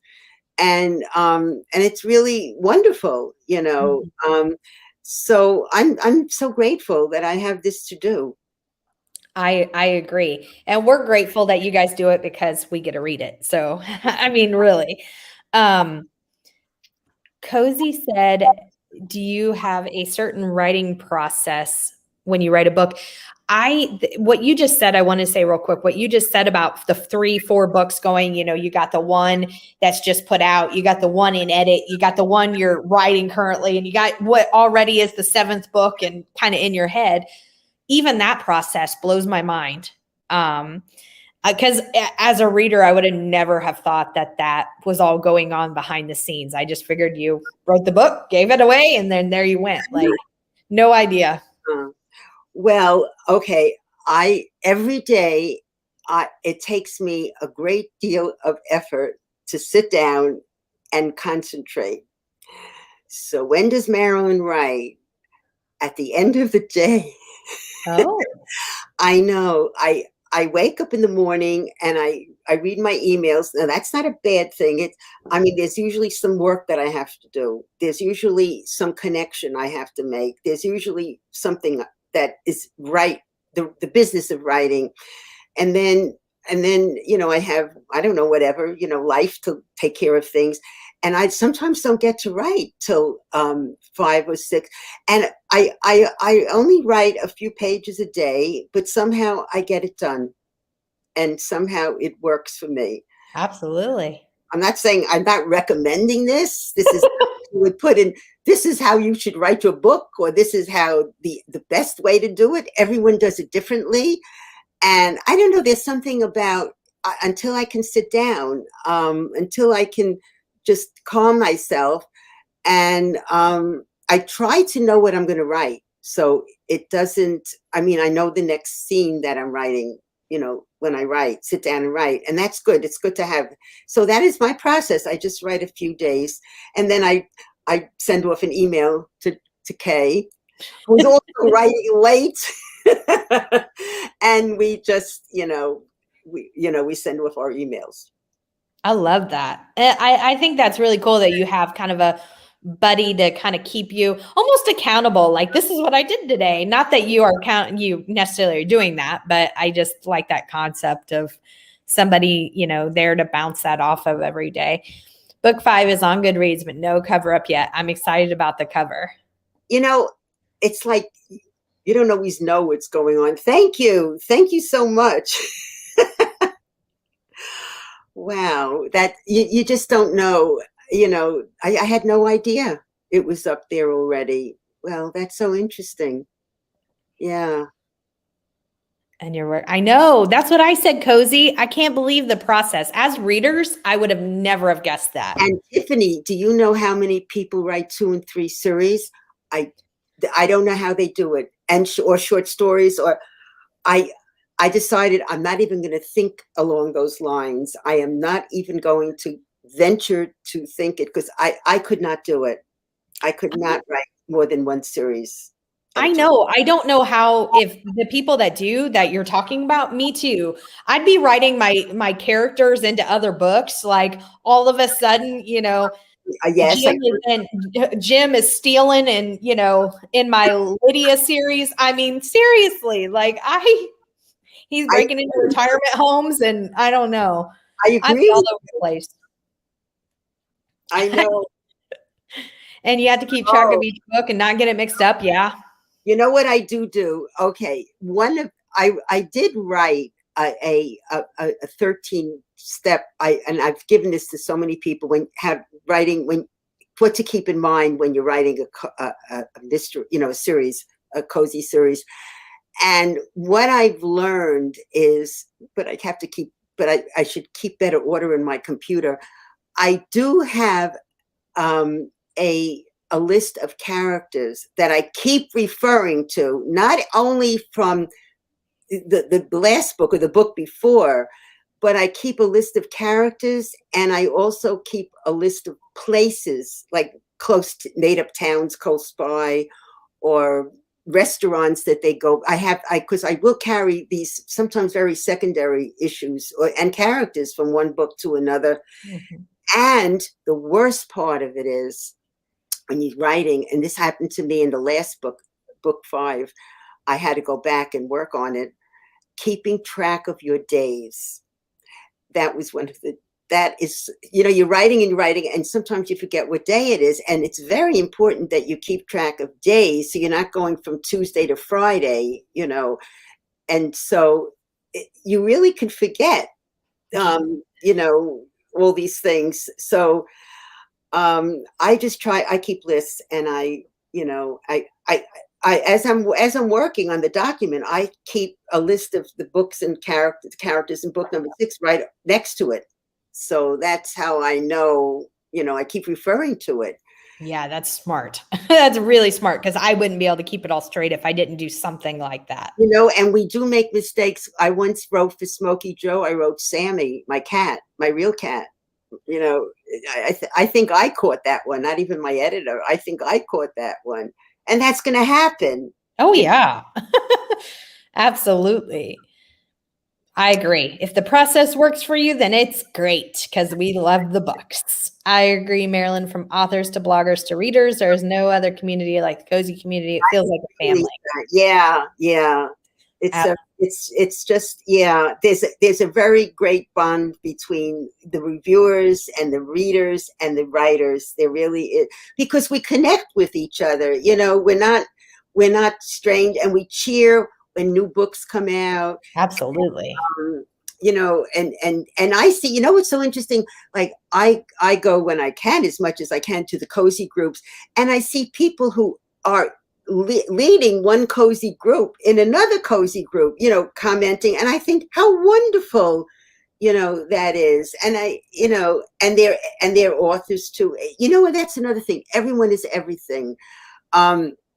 Because most of my okay, there are some young cozy authors, of course there are, but like most of the people I know, they all was something before. Like I was a Spanish teacher, you know, before, and but they're everything you can imagine. And so we can all draw on something. In fact, in the Guppies now, I still belong to the Guppies. We always, you know, the great, you know, unpublished, but most of the people are published.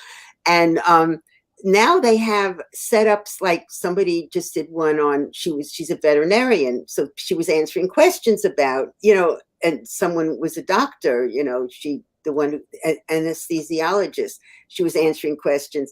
And you know, because there's such vast backgrounds of what I've done.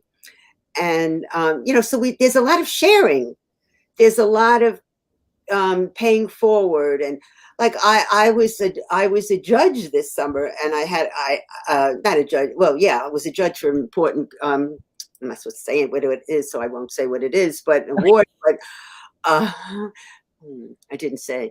And I had to read like over 100 books, and you know, yeah, and you know, I'm just saying, Wow. yeah. So it's like, you know, you pay back. And very often a lot of I only blog once a month with Writers Who Kill, and then, but most of my blogs are like essays, and very often they're like about writing. And one of my friends, Sandy Murphy, she's an editor of a writing magazine, and very often I'll say to her, "Do you want this to put in your magazine?" You know, I don't get it. I just, you know, I just give it to her. She just takes it right off the blog. You know, I don't get a price, you know, get anything for it. Or somebody else also likes my, you know, he says, anything you publish, Marilyn, just send it to me. So very often I do.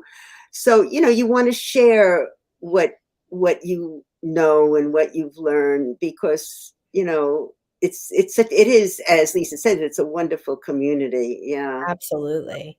Absolutely. So like, how does a Spanish teacher go from teaching Spanish to writing cozies? How did that happen? Well, you know, they both are communication.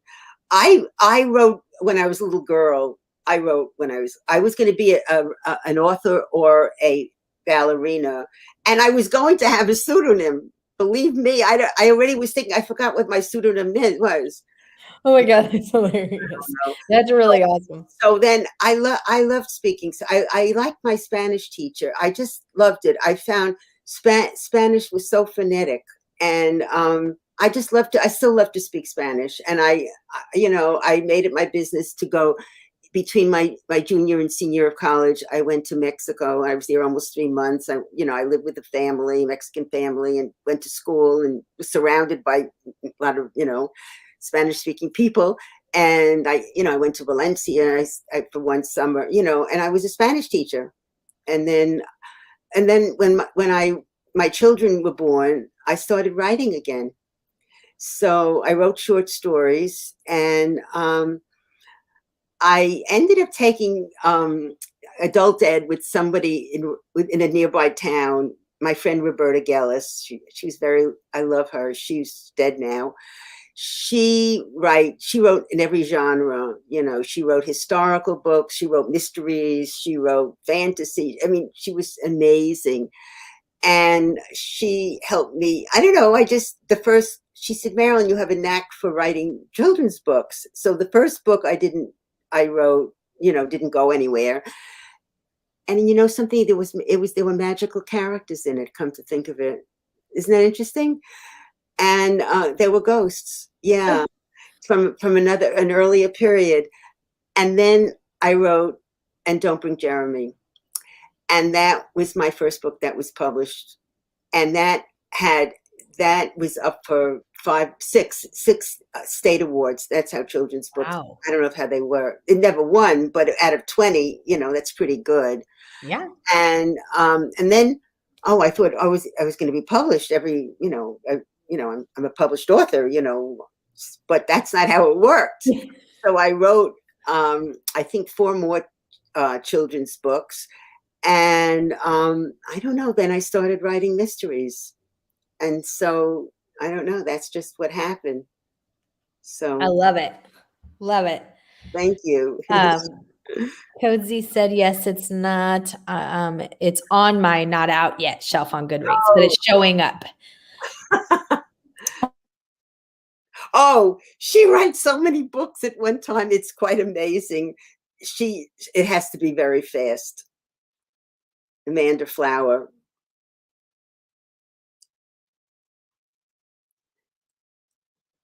Oh, Tiffany, are you back? Yeah, I'm back. I'm very sorry. She writes, I know, and she was saying the schedule of writing, and it was crazy. And isn't she a librarian? She was? I don't know what her background is. She might have said, and I don't remember. She said she was it could be a librarian. Yeah. It could be. Yeah, I can only write a few pages a day, and that's it. And so, I think you have to know yourself. Absolutely. And, that's it. That it's fine. I used to wonder, oh, Marilyn, you should be writing more. Oh, you should be writing faster. Oh, you should. And I said, no. And my agent, she says, Marilyn, you're fine. Just you're fine. Yeah. And I think that's playing to your strengths if you know that. Because some people, can do that. And some people, if they tried and they weren't good at it, it would kind of be watered down and you wouldn't get the great book that you do have. You know what I mean? Like, I think that's really smart. Cozy said she'd love to read a cozy mystery series about a Spanish teacher. I think that would be really fun too. Yeah. It's still very much, it's still very dear to me. I love to speak Spanish. I just love to, I don't know. It's because it's a part of me, it really is. Yeah, I think that's awesome. I don't remember, but she said she's also training for a half marathon, Amanda Flower. Yeah. I mean, granted, she said she told me in an email her only goal was to not be forced off the trail. Like there's the golf cart that comes up behind the last person because you have to finish this. She said, and I'm like, okay, well, I think that's, whatever you do, if you're running a half marathon, that's incredible. So. Yeah. I think that's great. That's the other thing, and it's not even that grueling schedule of writing. You still have, children, and sometimes people have other jobs and they have this and they have that, and just life in general. And I'm like, wow, that's a lot to juggle. Yeah, it is. Because so much of writing is not writing your novel. So much involves so much other stuff, really a lot of other stuff. And I like to enjoy my life too. I like to do my Sudoku and my crossword puzzles and my reading and my knitting and do FaceTime, with my granddaughter, and I, go out to dinner when I can, that's for another discussion. Yeah, absolutely. I agree. So November, and then do you have plans for your other series for books coming out in either of those? No. I want to, I have to work on these edits for the second Rufus book. That book was supposed to come out with this, I've had bad luck with small presses, and it was supposed to just come out, and then the person who is the publisher, she's now acting as my agent. So she made some suggested comments, and so I just can't seem to get to them, but I will when I finish these edits from the book number 5, and then, continue with book number 6. But I want to get to my children's book, that's my other genre. And I'd like to, I think I forgot how to write short stories. I'd like to write them again. But whatever, if I do, I do. But I also want to finish the 3rd book in the Rufus series. I see it as a trilogy, and that's all I envision, so. Well, I'm excited that there's at least a few more books for the Haunted Library series to look forward to. That makes me very happy. Makes me very, very happy. I'm glad. Bye, Kay. Hey. Yeah. So, can we see the covers for your other books real quick one more time? I can't. This is not a good one. I don't like. This is A Murder Among Us. There's a much better cover of it up on my website. Okay. On my website and on my face and on my Amazon page. And that's the Lydia Krause series, yes, right? Yes. But this is the 2nd book, Murder in the Air. wait. There you go. Murder in the Air. Okay. Murder in the Air. There, perfect. Yeah, and I couldn't find the first one, and then there's, again, this is not the first book, first edition of Murder a la Christie. This is that's that. There you go. Perfect. From Hank. Yeah, they put up. It's hard. Perfect. Murder a la Christie, and then there's Murder the Tayway. And these are the golden age. Yes, these are the golden age. Murder the Tayway. And then, this is my my YA. Oh yeah. The horror, The Devil's Pawn. I love this book. He's 15 years old, so it might scare. And this is the one where he's living with his uncle, right? Yeah. But everything ends up all right, so you don't have to worry. And did you want to see the other ones? Yeah, absolutely. Okay. So, okay, this is my this is my series for my Haunted Library. This is my one, Death Overdue. I love it. I loved the Halloweeny pumpkin folly. Loved it. A friend of mine, she used to write romance, and now she writes mysteries a lot. She's written a lot. She once said, Marilyn, that's the best cozy cover I ever saw. People really like that cover. And then here's Red and Gone. That's the book 2. There you go. And then lift it up just a little. There we go. Perfect. And then here's Buried in the Stacks. Oh, there you go. The other way. There. Perfect. And this is the most recent, Checked Out for Murder. This takes place in the spring, like now. Yeah, I love the tree in that one. Yeah. And so those are the 4 for so far. And so that's it. I think that the cozy mysteries in general have the best covers. I love all the color in them. I love the cartoony. I like the ones that are more cartoony than real. I love the cartoony ones. I love those.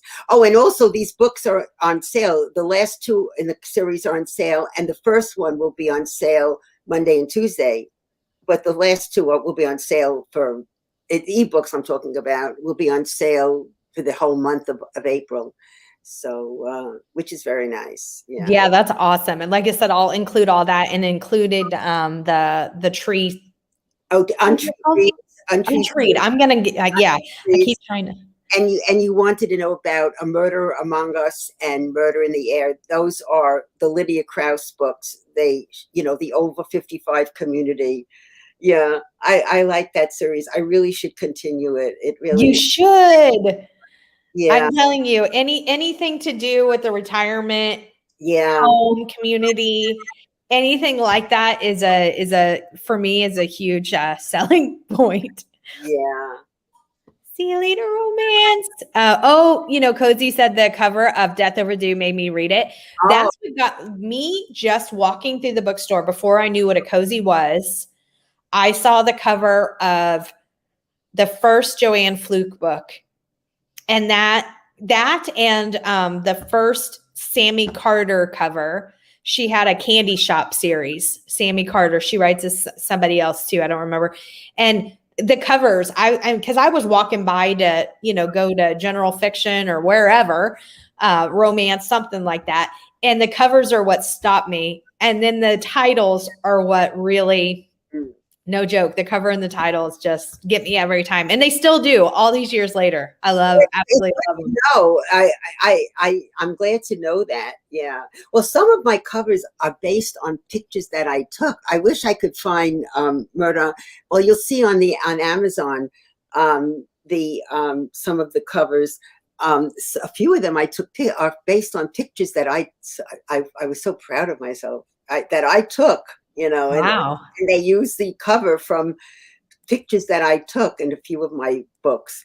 So I really should keep them in better order. I have a new version of Murder Christie, but I can't find it. Everything is up on my everything is up on my Amazon page and my website. So the newer cover that I took a picture of, so Marilyn the photographer knows. But so I'm glad I don't have to put books up myself. Some people do it. Oh, thank you, Ms. Richards Reads. Absolutely. Thank you. This was a great discussion. I had so much fun today. Yeah, I did too. I thank you so much. You are my socialization for the day.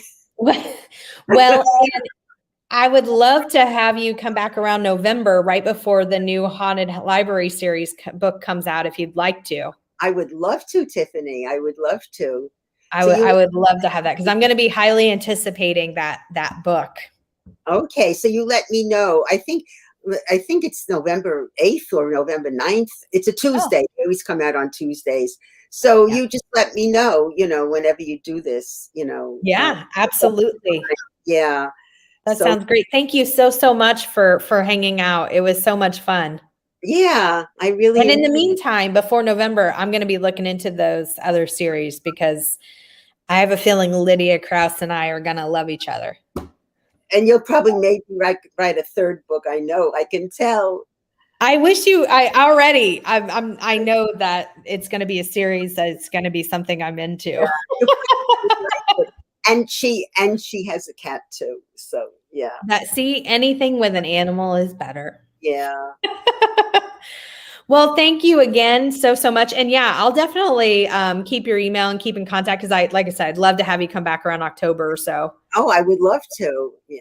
You think before the book comes out, or would you prefer before or after? Either, because the people can pre-order it. There's no problem. By then we should have information. Okay. They're really good about it. And so you just let me know. Yeah. I'm just working from home, not like you. You're busy. You're out in the world more. Or are you doing more tele interviews or what? Yeah. So our groups right now are still 100% virtual. Yeah. But I have to still go into my office. But we're not having outside clients come in. We're doing all of our group therapy, anything like that, through Zoom. So yeah, but yeah, and again, if you would prefer before or after, whatever makes more sense to you, I can make sure that it works, but I would just love to have you back. Oh, thank you. No, I think before would be fine. Okay. Like in late October, I think that would be fine. That would be great. By then I'll have everything, the cover, yeah, with the information and, but I really enjoyed this. Thanks so much for having me. Yeah, it was so much fun. And thank you everyone for chatting with us. Have a great day. Yes, that was so wonderful. All the chatting. Yeah. Bye everyone. Bye.